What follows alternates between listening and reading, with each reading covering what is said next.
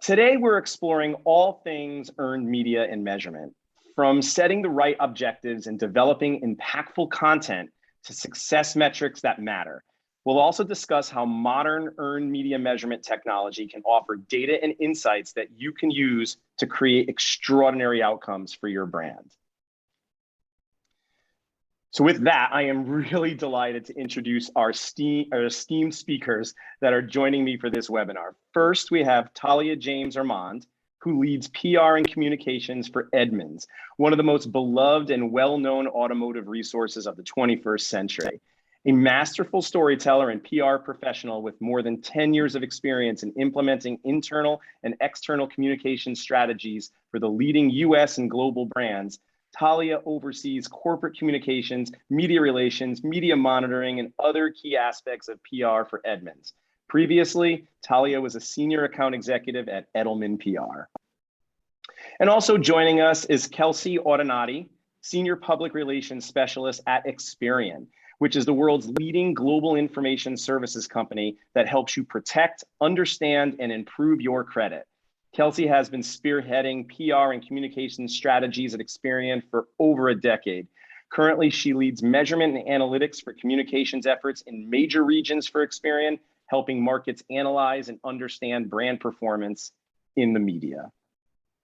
And I'm Greg D'Andrea. I'm Senior Director of Customer Success and Insights here at Onclusive. For those of you who don't yet know Onclusive, we empower communications teams with unified media relations, monitoring, and PR analytics software and services. So during our time together today, we'll review the keys to success with earned media and how to set the right earned media objectives for your brand from the get-go. We'll also share tips for winning the content and thought leadership game and hear from our expert panelists about their comprehensive content distribution plans and how they measure results in a way that speaks the language of the C-suite. Throughout the webinar, we'll highlight how modern day tech can support all of the above, empowering communications pros to influence real business outcomes for their brands. We'll end with Q&A. Please submit your questions throughout the presentation by using the Zoom Q&A feature, and we'll address them at the end. So let's get started. Historically, as PR professionals, we've been focused primarily on storytelling, media relations, crisis communications, and other obvious aspects of the PR craft. A lot of us are very comfortable in that little corner of the world. But in today's world, the third decade of the 21st century now, we must also embrace data and measurement to develop effective strategies and transform the perception of communications from a cost center into a revenue generating function. We know that this can be a daunting task for most communicators who don't typically have data and analytics backgrounds, and more often than not are juggling limited staff and budgets. However, we also know that to get a bigger budget, a larger team, or more recognition of your efforts, tangible measurement of communications performance is the only way to earn the well-deserved attention of your C-suite. In fact, according to the State of Driven Communications in 2020, that report from PR News and Public Relay, they say nearly 85% of PR pros report having or preparing to defend strategic decisions to the C-suite with data. And while in the past, there have been always clearer metrics around paid and owned media over earned media, the good news is that it's changed within the industry. There's been a shift from print to digital formats.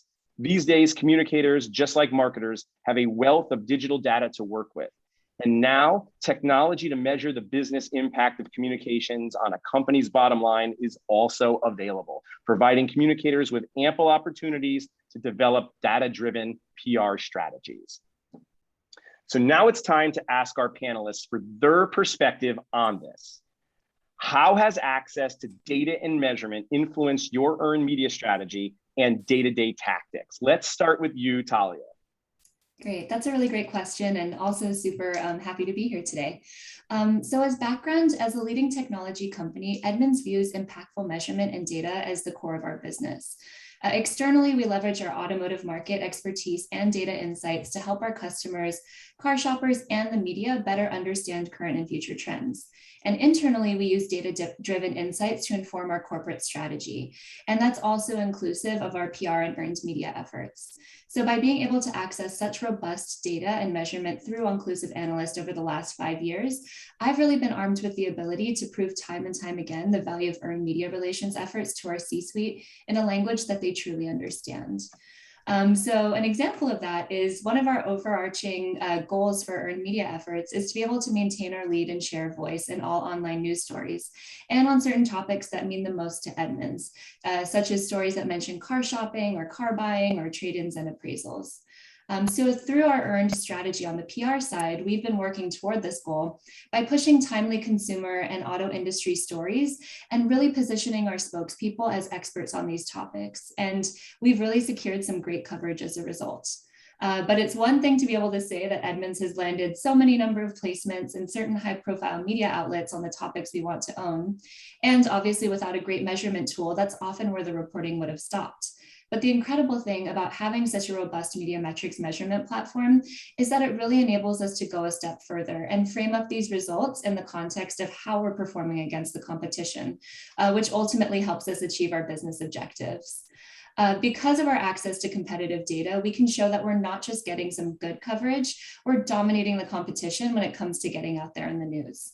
Our executives and salespeople love that we can continue to promote the superlative metric that Edmunds has mentioned in the news more than any other online car shopping site, because they can take that superlative and put it into their sales pitch decks to show our automaker and dealer customers that we're doing the best in staying top of mind with consumer car shopping audiences. And therefore, we are a partner that they'll want to continue working with and investing in. I love that, Talia. Let's move. I'm gonna comment on that, but let me move over to Kelsey first. Kelsey, knowing that you've been leading PR measurement and analytics at Experian for several years, how has access to data changed the way you implement your comms strategy? Thanks, Greg. Having access to data and a comprehensive platform has been beneficial in a number of ways. I think back to 10 years ago and beyond, you based your thought leadership calendar on marketing efforts or off of editorial calendars, your PR intuition, or your news cycles and holidays. Now, specifically with All Inclusive, we can identify trends and topics and which publications that drive an action from the reader, visiting a web domain, or perhaps purchasing a product. This has been very informative in creating thought leadership studies. Rather than solely relying on our PR intuition or our standard media list, we can customize our content topics and media list by consumer engagements with our brand. In addition, if we're seeing a spike in consumer engagement on certain articles, we can feed those to our social media team for extra promotion. And this might even be an article which was published a year or so ago. So by keeping tabs on and trends on your performance also allows for a data-driven conversation when discussing strategy with tough business partners. You can confidently come to the table with what works and what doesn't. Speaking of trending data, it tells a story. If you have several years or more of data, you might be able to see if there are any consistent trends and infer why. Does it require an action? For example, the last 3 years, have you noticed a dip in coverage in certain months? Is that an opportunity to push more content? Is your positive brand sentiment declining month after month, but your volume of articles is increasing? Knowing the ins and outs of your coverage are so valuable in planning strategy and informing your PR campaigns. That's so great, Kelsey. So I think what both you and Talia are saying is that having media measurement on hand doesn't just always inform your own communication strategy, it empowers other teams within the organization. So for example, I think Talia mentioned that it's empowering not just her C-suite, which is amazing, right? But also it's empowering her sales team. And for you, it sounded like you were also informing, the social media team on what's impactful, and also, which is blowing my mind, honestly, is justifying the strategy with your business partners. So without this data, first of all, informing your own communication strategy wouldn't be possible, but none of these other interactions within your own internal teams would be possible. Absolutely. All right. So now we want to hear from our audience. We're going to pop up a poll. Please answer this one question. It's multiple choice. And later in the webinar, I'm going to share the results with everyone. Let me just read through the question here. How do you use data and measurement to inform and shape your earned media strategy? So just take a moment to answer that poll. It's going to pop up right in Zoom. You should see it now, and then we'll get back to it a little bit later. Okay, so while earned media strategies and their effectiveness can be measured in a number of different ways, at the end of the day, both strategy and measurement need to be based on your specific objectives and also tied to your overall organizational goals. I've used this anecdote several times when I've given speaking engagements around how to do this. There was one particular financial institution that I was one of my customers, huge company. I showed up at their headquarters. I prepped by reading the first part of their annual report. And usually in the first part of your annual report for public companies, you get a good idea of their goals and objectives for the year. And so I had these on a slide as part of my presentation, and the communications team had never seen them before. And actually the head of comms asked me, where did you get those, Greg? And I told him, I said, your annual report. So it's one of those things that I think we as communicators need to be very aware of what our overall organizational goals are. Now, some of you may know those, and that's a step in the right direction. But if you don't, there's no shame, right? I mean, I think we've all been there. We get tied down with our own day-to-day jobs of putting out fires. But I think you need to start by asking what your overall business goals are and how earned media objectives for your brand align with them. Now, look, it's not always going to be an exact match tying your overall business goals to your comms goals, but they should connect in some way to support organizational success. What is your company set out to accomplish? Is your brand a startup that needs to establish itself in the marketplace, or is it focused on growing its market share in a mature market? Is there a new product launch that needs exposure, a new story that needs to be told, a new message that you'd like to introduce to your key audiences? The answers to these questions will guide your earned media objectives. It's also important to be clear in how you define your objectives and key results. For example, if one of your organizational goals is to be first in the market, how do you actually define that? Are there specific parts of the market that you're focusing on? How do you know when you've achieved this success? And how will you be tracking the performance on your way there? A clear and measurable definition of success is critical during goal setting. We'd also like to share some of the learnings that we've compiled while working with companies and brands of different shapes and sizes, specifically what to look out for in your objective setting. I'll start with the first one. We sometimes see that growing organizations or small businesses compare themselves to category leaders and really end up setting unrealistic goals. Now, while it's good to always challenge yourself, you want to make sure that your objectives are achievable. For example, a boutique level hotel would want to focus on the local market instead of striving to achieve global coverage. So the recommendation here is to set objectives that are right for your organization. And with that, I'd like to pivot over to my colleagues, Talia and Kelsey. I'd love to pick your brains on some of the other objective setting recommendations you have based on your own trial and error experiences. And let's start with you, Kelsey. What have you seen that maybe didn't work in the past, and how did you adjust for it? Thanks, Greg. You pointed out some really great examples, but one that really stands out to me is actually not setting objectives or goals or even having a measurement strategy. There's been times in my career where teams have relied on a spray and pray mentality instead of surgically approaching their campaigns or overall PR strategy. Also, especially in companies where there's many teams and in different regions, there tends to be silos. So two things that come to mind that has worked really well for our teams across regions. The first is ensuring that our teams know our why and what our brand represents. Teams are empowered to focus their PR strategy against those brand campaign pillars, giving them a strong focus. What also worked really well is that we developed a measurement program globally. We standardized what PR KPIs were informative and valuable to the business leaders. And we also set a global PR measurement objectives with the flexibility for regional teams to customize based on their markets. Collectively, as a global team, we identified a minimum standard of performance and what would be considered high performance. We challenged teams to set targets and we report monthly on performance for accountability and transparency with business leaders. Kelsey, I can't tell you how important that is. I mean, you mentioned regional folks, and I've rolled out multiple global media measurement programs for large organizations that are global. And you know, the hardest thing sometimes is getting everyone at the different regions on board with what you're doing at corporate. And so a lot of times they may have their own thing that they're doing, or they may be looking at different, you know, media lists than you're using. And so that's a real challenge. So being able to organize all of that up front and set and get their buy-in, make them part of the measurement setup process, I think goes a very long way. And it sounds like Experian has had some success with that, of engaging with their regional, because it's not just, those are internal stakeholders that we need to engage with as well, so that they have buy-in and they utilize the same metrics that you're trying to push out in your methodology. How about you, Talia?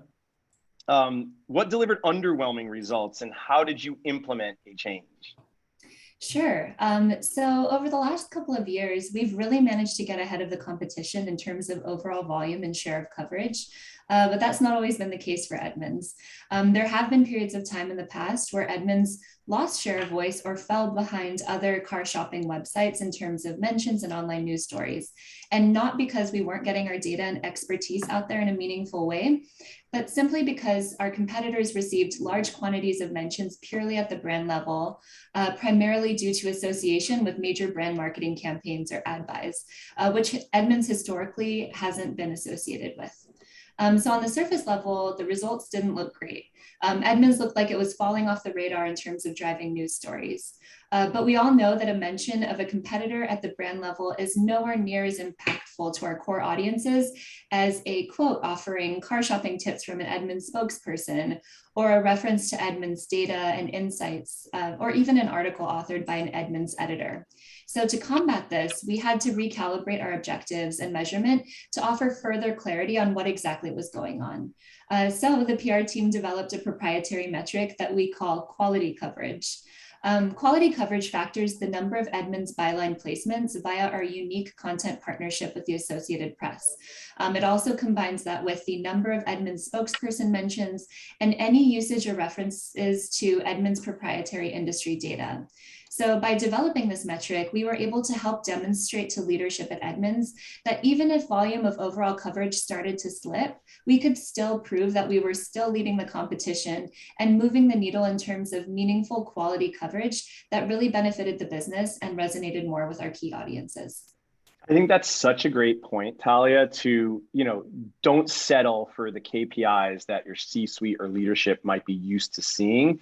If you know that you're doing something well and it's not coming through in your metrics, figure out a way to create metrics that will show how you're moving the needle. And so don't be afraid to create your own secret sauce as to how you're going to measure yourself. Absolutely.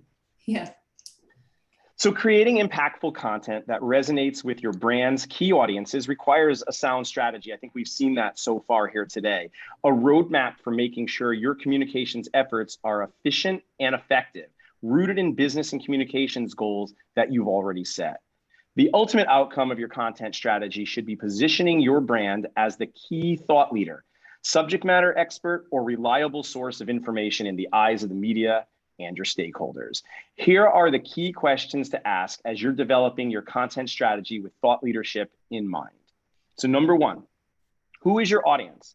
Knowing your key audiences, their pain and passion points, what they need along their buyer journey, and how you can add value will determine the rest of your strategic plan. The most effective channels, the right messaging, and the best distribution approach. Two, what type of content are they interested in, and what worked in the past? This is where earned, owned, and social media monitoring really comes into play. To really know your audience, you must also understand what type of content they find most useful and compelling. AI-powered technology like what we have here and others is capable of quickly sifting through massive volumes of data and offering you these exact insights that you're looking for. Next, what assets do you have that can position your brand as a trusted authority for the media? So do you have SMEs or spokespeople who can provide information or opinions no one else can? Even establishing just 1 to 2 key spokespeople who are each a clear expert on a specific topic have garnered visibility within your industry and enjoy being active on social media, because that's a big one. That could really go a long way, to prove the value for your brand. Do you have proprietary data or unique insights that would really be valuable to your audiences to access? That's another one. When brands can curate their own data and construct their own research, communicators can use this data to tell such a great story. And lastly, what other content might you have that can provide objective information and advice to those who need it the most? There might be content that already exists and can be repackaged and promoted through new or additional internal and external channels. Other effective strategies include localizing your content and tracking what your competitors are doing and where they're being mentioned. This strategy can inform how to differentiate your messaging as well as reveal zero mind share. So zero mind share is something I worked on with a customer in the cyberspace a few years ago. And what they were looking to do is really find out, like, they knew their coverage, right? They really wanted to find out what big coverage their competitors were being mentioned in that they were not even mentioned in the article at all, right? So this is what they called zero mind share. And it's the opportunity to see what your competitors are doing, how they are becoming thought leaders in their own right, and how you can actually retarget some of those journalists or publications because you also have that same narrative, and you probably can come up with perspectives that are even better than what your competitors are doing. So now I'd like to turn it over to Kelsey to give us some insights into metrics she uses at Experian for her earned media strategy. Thanks, Greg. Before we had our global measurement strategy in place, we were constantly hearing from executives that this competitor is getting so much media attention. Why aren't we putting out more press releases or on that product or topic? And in addition, we had a mass amount of volume of coverage coming in. In North America, we had over 80,000 pieces of coverage each fiscal year. So it was a painful process coming through pages of coverage, and it was nearly impossible to do without a team behind it, and it was costly for vendor reports. So we had 2 problems we needed to address in our measurement strategy. We knew that our company was earning good coverage, but we struggled to demonstrate that to our executives. Second, we needed to cut through the noise, so to speak, due to the volume of our coverage. So we also had to determine whether or not our coverage was driving the narratives we wanted. So we found a solution with Power of Voice and overlaid it with Share a Voice. This KPI also serves as an opportunity for us to inform leaders about what our competitors are pushing and how the industry is being perceived in the media. This KPI has been so informative for our team, as Share a Voice is quantitative and Power of Voice is qualitative. When meeting with leaders, we're able to show that while competitor 4, as noted in the chart, pushed out a lot of content, but its impact wasn't as strong as it was driven by syndications or passing mentions. In addition, our brand, which would be represented in competitor 1, the volume may have been less, but what was secured was quality. We have also leveraged this in looking at coverage that's negative in sentiment to highlight its impact. Onclusive's platform is so versatile in that you could really segment and customize your data. Sorting through the coverage by Power of Voice has also helped us to enhance our target media list. Coming to the leadership table with this data and insights has helped us to establish trust and credibility as well with leaders. Yeah, I mean, so again, like with Talia, Kelsey, you're saying that, the executives are looking at this saying, how come we're not getting as much coverage, and it's quantitative, but that's not the whole picture. As a matter of fact, that's just a very small fraction of the picture, the tip of the iceberg. Really, what we want to dig into is what lies beneath and what really matters when you're trying to drive impact for the brand. And so doing that helps you get a seat at that table. And that is such a big victory for communications professionals. I mean, I know we've been saying this for years, get a seat at the table with the senior leadership, but really having that seat does make a difference for both you and your team's position within the organization. Yes, definitely. So after deciding on your content strategy, you'll want to develop and implement a content distribution plan that uses every opportunity to showcase your stories in front of your key audiences. I'm going to bring you back to that financial company that I was talking about before that didn't read their annual report. They also had the notion that, you know, things like the press release and other forms of distribution of content were dead, and that they, you know, just wanted to do everything through your newsroom. And yes, a newsroom is very important. But I think you'll find that all those other distribution points are also important. So beyond the research that your marketing team may have already conducted to determine the best mix of platforms for delivering your content, using actual past data to inform your future strategy really comes in handy during this stage.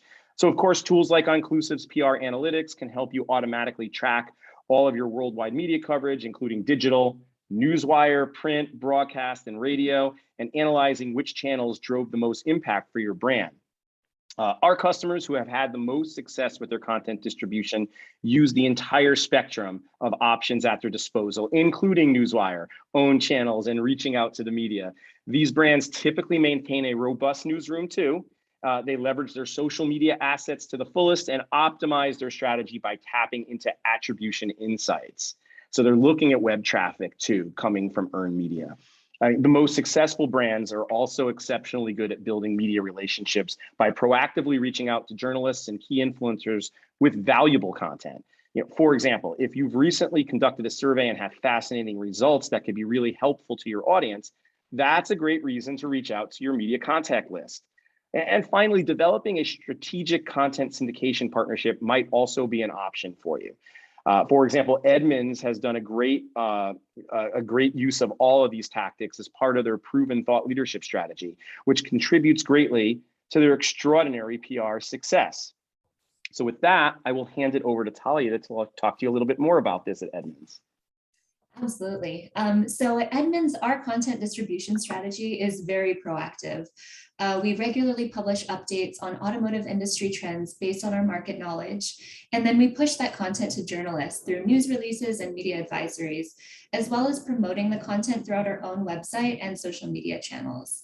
We also promote these same reports to our business partners through email, owned channels, and social to further highlight our thought leadership and offer valuable insights that helps them navigate the changing nature of the market. And as I previously mentioned, we have a unique content partnership with the Associated Press that was initially established back in 2017.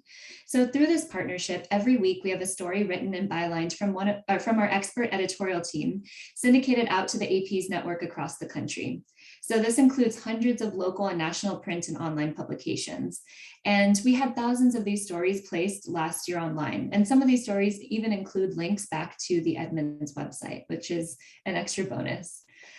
So a case study that really showcases how our content distribution strategy has delivered exceptional results is how Edmunds has tackled the topic of the chipset shortage that's been affecting the automotive industry throughout 2021. So after the first quarter of this year, it became really apparent that the chip shortage would impact almost every aspect of the industry, and most particularly the car shopping experience for consumers. So we really recognize the opportunity for Edmunds to insert itself into the conversation to help empower car shoppers. Our analysts kept a close eye on how the shortages were actively shaping the market so that we could call out breaking trends and seed storylines that would help consumers understand how to best navigate this environment if they knew they were going to purchase or sell a vehicle.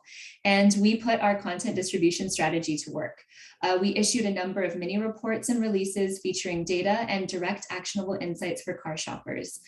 We also timed the release of this content by tapping into key moments in time, like major summer car shopping holidays, or we even created our own moments in time based on the trends that we saw in the data. And in addition to just issuing our standard press releases, we used our AP partnership to push articles citing our findings and highlight consumer advice, and really extended the reach of our efforts on our owned and social channels to our other key business audiences. As a result of our efforts, Edmunds has really owned the lion's share of coverage as it pertains to this topic. This really culminated in a total of 72% share of voice around the chip and inventory shortages year to date, which you can see on this slide right here. So this really speaks to the demand for our expert analysts and how much the media is looking for their unique perspective on the market to truly help offer actionable advice for consumers during really challenging periods for the automotive industry. What a great story, Talia. Honestly, by utilizing all the content distribution options available to you, you were able to really become the thought leader within your industry. And that's exactly what we're trying to get across here. Okay, I think it's time to look at the results of our poll that you guys hopefully all took earlier. And here are the respondents. Here are the responses. Thanks for everybody for responding if you did. So it looks like, what do we got? 44%. So the question was, how well does your executive team understand how to leverage PR? And 44% of you said to quantify success and demonstrate impact to key stakeholders. I'm just looking at some of the other results here. Next would be to gauge brand awareness, reputation, share of voice. So I think we're hitting on a lot of these topics today and how to help you inform you how to do that, inform content strategy and execution. All right, I think all good answers. And I think it looks like most of these we're covering off on today. So that's awesome to see. Thanks everybody for responding on that. Okay, so we're getting to Q&A, but before we transition over to that, I would also like to touch on the metrics that matter and how you can use technology to extract data and insights to optimize your strategy and showcase your results. So while impressions and share of voice and reach continue to be standard measures of communication effectiveness, we do recommend that communicators get a lot more qualitative than that and try to really dig deeper. I mean, I know this is a theme that we're resonating here throughout this webinar, but like even drilling down just one extra layer and specifying a target media list that's important to your brand, that just doing that can make your measurement significantly more meaningful and rich when it comes to demonstrating actionable impact on your business. So using metrics like the quality of your content or social media amplification or sentiment or target media placements, all of those things can help you uncover powerful and often unexpected insights about the publications, the authors, the stories, the messages, all of those things that move the needle for your brand. For example, one feature article in a target publication is going to be, worth a lot more than say 10 articles that have passing mention of your brand in maybe non-relevant publications. So based on these data-driven insights, you can further optimize your earned media strategy, and this cycle continues on as you learn and perfect your performance. One of the benefits of using these more qualitative metrics is providing your C-suite with the information that they haven't seen before, and they can easily relate to, justifying using the data that you can use to justify your results. So demonstrating impact in terms of website signups driven by specific stories or publications, that resonates exceptionally well. And I've seen that with customers, especially over the last couple of years since I've been here at Onclusive. Looking at website traffic can be a really meaningful way to see how you're moving the needle. And then comparing that with something like social amplification. And speaking of that, I think, Talia, let's hear from you. I think that that may be one of your favorite metrics. I know we were talking a little bit before, but I want to give you the floor and talk about your favorite metrics and why. Sure. Yeah. So you guessed correctly. Social media amplification is one of my favorite metrics. And one of the reasons why is because in some ways it serves as a proxy for reader engagement. It also measures the amount of additional shared media generated. And we all know that being included in trending stories is pretty much like striking gold. So the best part about social amplification is that it's also a metric that's really easy for non-PR folks to digest and grasp immediately. It's always a nice bonus when you can remove that barrier of understanding from the get-go. So I really like taking a look at which articles have achieved the highest levels of social amplification to determine whether some of the storylines we've been pushing out there are truly resonating with our key audiences. Year to date in 2021, two of the most socially amplified stories mentioning Edmunds cited the skyrocketing prices that Americans have been paying for new and used vehicles as a result of the chipset shortage. Which is a really nice validation of the fact that these narratives that we've been pushing out there with our data and insights are truly being heard and absorbed by consumers. In addition to validating the storylines that we've already been pushing out there as part of our earned efforts, social media amplification as a metric also helps us assess whether the types of stories we've been reacting to are worth pursuing moving forward. Taking a look at two of the other most socially amplified stories mentioning Edmunds from the past year, they're really focused on major electric vehicle unveils, such as the electric F-150 Lightning and Mercedes-Benz EQS. So by seeing how these EV stories are growing increasingly top of mind for consumers, we can make sure to prioritize pushing out commentary and data in response to a lot of these product unveils moving forward. That's so great, Talia. And I think I want to comment on that, but I think I'm going to go to Kelsey first too, because I want her take on this a little bit. Kelsey, I am really curious to know how you've changed your measurement strategy over the years. I mean, metrics come and go, some fall out of favor. Which ones have you recently adopted?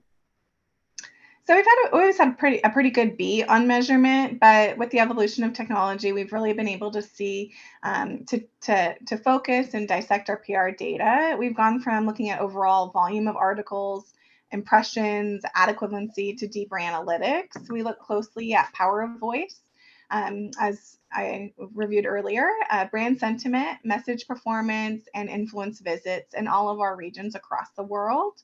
With Inclusive, depending on the campaign issue or topic, we can slice and dice the data pretty quickly and easily, and we could take share voice and customize it to look at headline mentions or at a certain media list.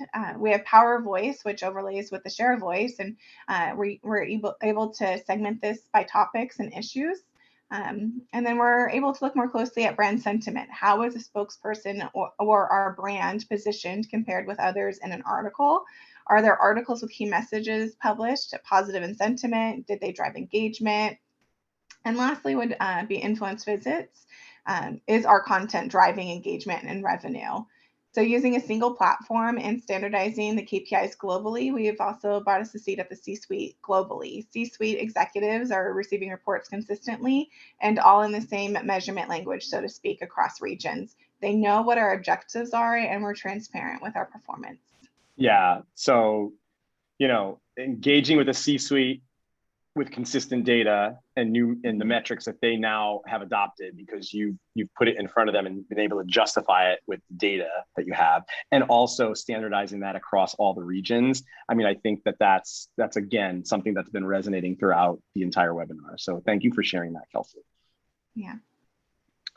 Okay. Now we're going to open it up to Q&A. Going to take some questions directly from our attendees. So hopefully you've been utilizing the Q&A feature in Zoom.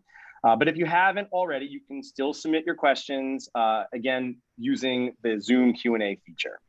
But I do have a couple here. Let's see.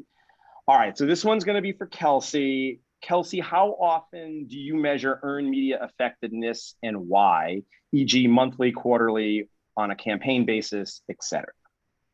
I actually feel like we measure all the time. So we measure by campaign, monthly, quarterly, and even a fiscal year view. It's a priority for our global communications team.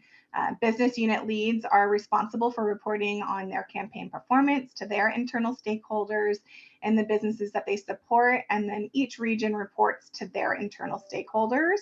Since we have standardized KPIs, reports are consistent across regions. Regional leads report their overall performance into me on a monthly basis, and then I report monthly to our global leaders and our board. Monthly has worked really well for a number of reasons, one being our volume of coverage, and it allows us to adjust strategy if we are seeing any negative trends in our data.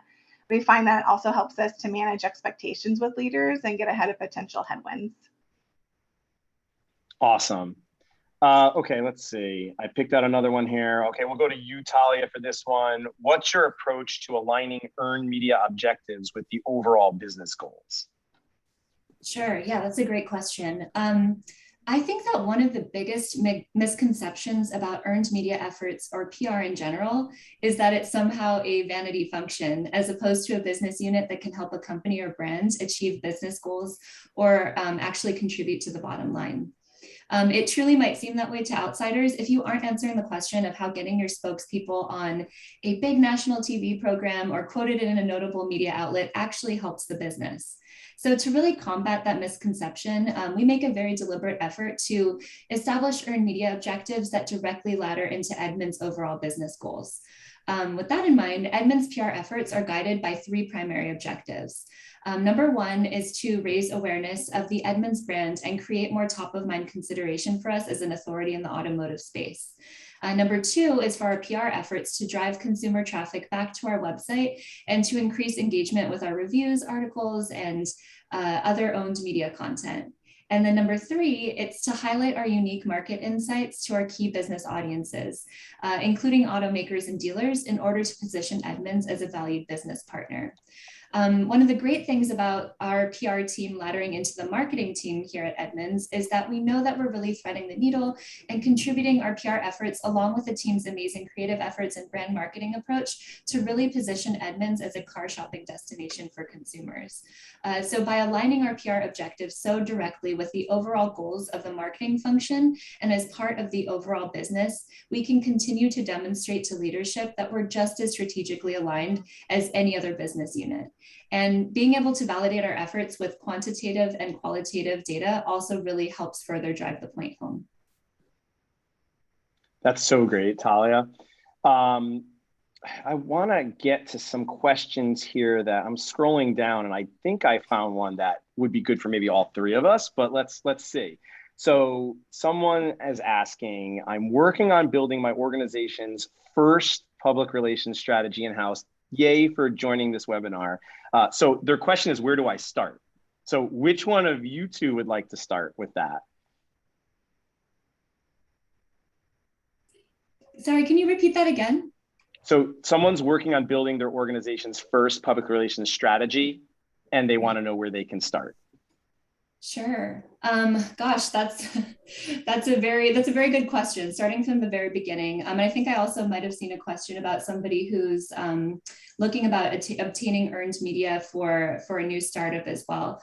I think when you're establishing your earned strategy, you really, like I just spoke to, you really need to make sure that it ladders directly into the overall business goals of the organization. I think that once again, there is that misconception that PR is just being done for PR's sake. So as long as you can really establish a firm framework for your strategy to make sure that it speaks to all of the goals of leadership, of all of the different business functions, and works to serve as a reputational enhancer for all of that, then you're really setting yourself up for success from the very beginning. You can always establish, more specific goals as you move on or as new products get released, depending on what your business really looks like. But I think having that strategic framework in place that gets buy-in from leadership is really the best way to go.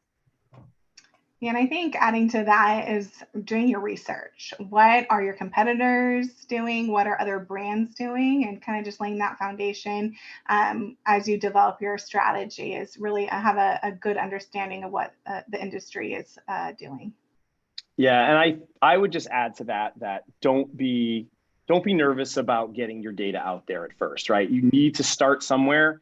So do your research, align your goals, and just get the data out there. And once you start delivering it, you can get feedback and then do it again.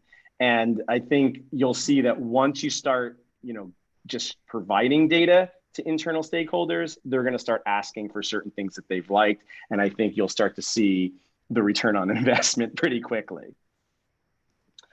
Let's see, there was a question about power of voice. So I'll take that one really quick. So someone was asking about, power of voice combines content, relevance, publication authority, social media amplification, and sentiment in a single metric. Through what channels did you collect this data in over how long of a period? So I'll answer for both of you, Talia and Kelsey, on this, just because I'm very familiar with power of voice. So power of voice is collected ongoing, and it's constantly evolving. So, you can do it for a year, 2 years, 3 years, 2 months.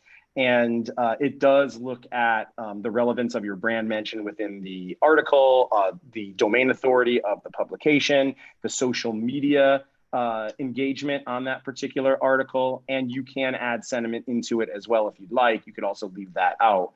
And so we collect those channels from social media on Facebook and Pinterest and Twitter. And, like I said, publication authority is really domain authority. And then relevance is really, are you mentioned in the headline? Are you mentioned multiple times in the body? Or is it just a passing mention? So hopefully that answers some of that.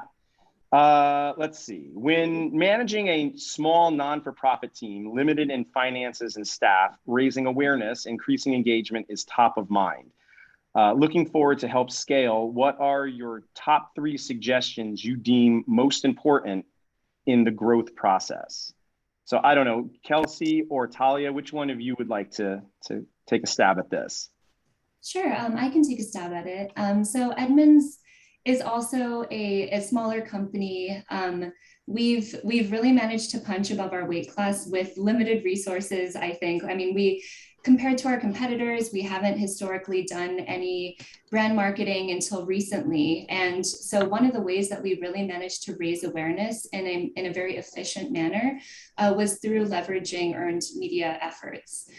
So one of the ways that we've really managed to do that is we know what our strengths are, right? So at Edmunds, even though we might have a small PR team, we know that we have access to a wealth of insights and data that really speak to what car shoppers are doing in the market right now.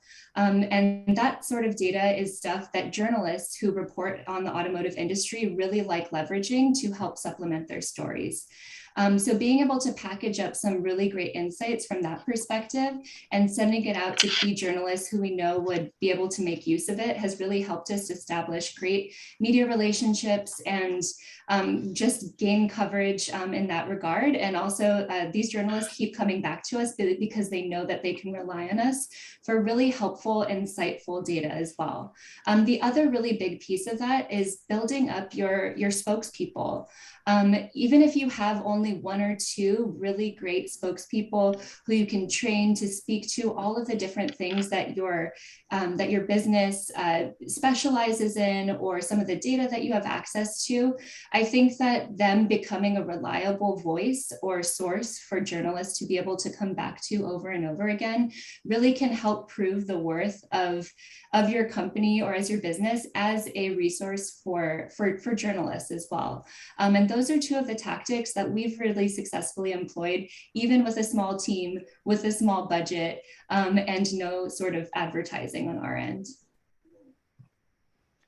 Yeah, I completely agree, Talia. Thanks for answering that one.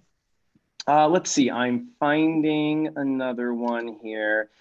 Someone asked, key metrics that they should be measuring for a B2B company. I can just throw in that I don't know that they're necessarily, I'm sure you can make some, B2B if you're not B2C, but I think that, the question really is what metrics are right for your company, right? I think it's really comes down to what you're trying to communicate and how you want to measure it. And then you can adapt any of the metrics that we've talked about today or that you may have run across in your research. But Talia, Kelsey, you may have a different answer to that. Sure. So I think a lot of people tend to think of Edmunds as maybe more of a consumer-facing resource, which it certainly is. But our business model is structured based on our relationships and advertising that's done on Edmunds by auto manufacturers and through our partnerships with dealers.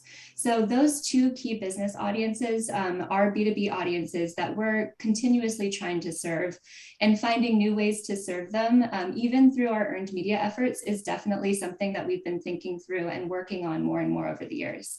One thing that we like to do is with that share of voice metric that I said that our salespeople and our executives love. The reason why they love that is because they can say, hey, like to their customer, Mr. Automaker or Mr. or Mrs. Dealer, you might be seeing Edmunds in the news more than any other car shopping website. That means that we're getting in front of more consumers. That means that we're getting more in front of potential car shoppers.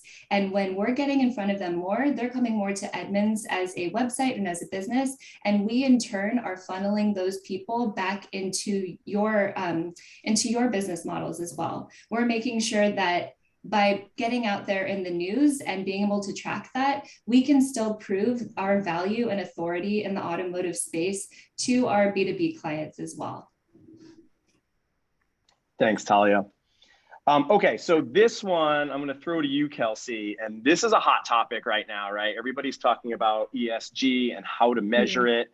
So the question here is, with the fast evolution of ESG, need to communicate more transparently and the need to show how your company is showing up on material and strategic topics. Have you made any adjustments to your earned media strategy, and how do you measure your media or set up KPI dashboards? Yeah, ESG has been a really hot topic over the last year, I would say, and even with 2020 and the pandemic, and just culturally where we are as a society, I think has enhanced the need to look at ESG and how, as a brand, we are helping society and consumers. So it is something that we have looked at, and we're starting to dive into it more deeply now. But I think one of the things that we've kind of looked at is using the research tab with Onclusive and looking at the topics and looking at coverage across the board on certain areas that are important with ESG. So looking at like environmental, helping financial inclusion, those sort of topics, and kind of just getting a lay of the land on what is out there. And we're looking at, which publications are talking about it. And then we're kind of diving into that and just the overall volume of coverage, percentage-wise with certain brands. I think that's where, and then moving forward, we're looking at how we can measure our success in those areas. So how much of our coverage is helping consumers gain access to credit, those sorts of things. Yeah, I agree. Let's see. I want to move on to another question because we're getting pretty close to the top of the hour, and I want to try to get as many of these in as possible. Let's see. What do I see here? So here's a good one. How much time do you take per month to manage your metrics? To use it well, do you need a dedicated resource, or can this be done while also doing content creation, placement, spokesperson training, et cetera? So yeah, I mean, to squeeze it into a comms person's schedule is a daunting task. Either one of you want to take that? I could start. So my role is primarily measurement. I support some corporate initiatives globally, but the bulk of my time, granted, I have lots of different regions and just the sheer volume is insane. But when you're looking at it regionally, we have assigned a point person on our team that looks at overall coverage holistically each month. But again, the responsibility lies to the regional leads on reporting and measuring their campaigns that they've put out, and it all ladders up. So I think creating some good systems have been really helpful. We use Teams to be able to populate coverage and wins, and so it's kind of a collective effort. Each team member is responsible to kind of keeping everybody informed on their wins across the month. Tali, did you want to? Yeah, I can speak to it from a different perspective, which is the fact that I'm on a PR team that's currently one person. So I oversee all of our earned media efforts in addition to all of our metrics and reporting. And I think that the most critical thing, especially if you're limited in terms of resources, is just making sure that you establish everything from the beginning. It does take a little bit of work, but the great thing about working with Onclusive is that we're given a dedicated resource or representative from the vendor to be able to work with us, set up all of our profiles. I really like the reporting function that we have because it took maybe like about a year of tweaking, but I finally got it to a point where it's this great template. So now for any time period that I want to be reporting on, I can just make some small adjustments and it will auto-populate everything for that particular time period, and I can compare it historically as well. So I think that it would be great to have more resources dedicated to it, but it definitely is possible, just given the functionality and the support that Onclusive has provided to me. Yeah, one button and done, right?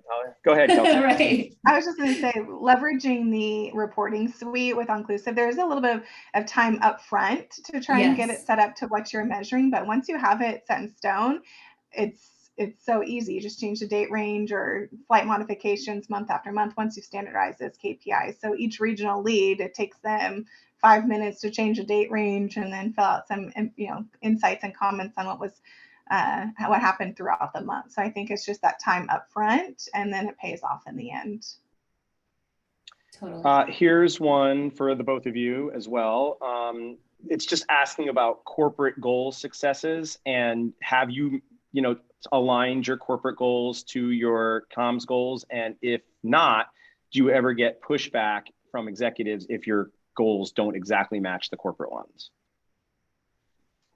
Our measurement goals, PR goals, are directly in line with, as a brand, what we want to achieve. So it goes hand in hand, and it's something that actually has empowered our teams, I think, across the world, is that we can go back to a business partner and we can say, look, I know this is a great product, but because of our resource, it doesn't align to our PR strategy. So it might not mean that we are doing a full-fledged campaign for that product or that study. But I think it has empowered our teams across the board to be able to say no, or yes, let's foster some innovation with our PR efforts around our brand themes and what we want to communicate reputationally. Yeah, awesome. Tali, did you want to quickly answer that, or do you want me to? No, I think that I've spoken about this already a little bit, but we're very much the same as Experian, in that we at Edmunds, we make sure that all of our communications goals really ladder into those corporate goals as well. So just really continuing to communicate that we're being just as strategic as other business units at Edmunds in doing so. Great. Okay, I think we've got a couple more minutes. So I do want to just kind of wrap it up with some final thoughts.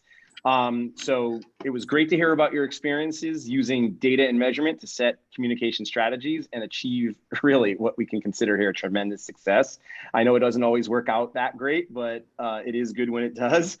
We appreciate you sharing your tips and wins. Let's close with some final thoughts from each of you, and I'll start with you, Talia. Great. Yes. So my biggest takeaway is that earned media is already extremely challenging to secure. And even if you do get some incredible press coverage, traditional metrics don't necessarily help put those results into context or really help tell the story of the quality of your coverage and how it's helping your business achieve its goals.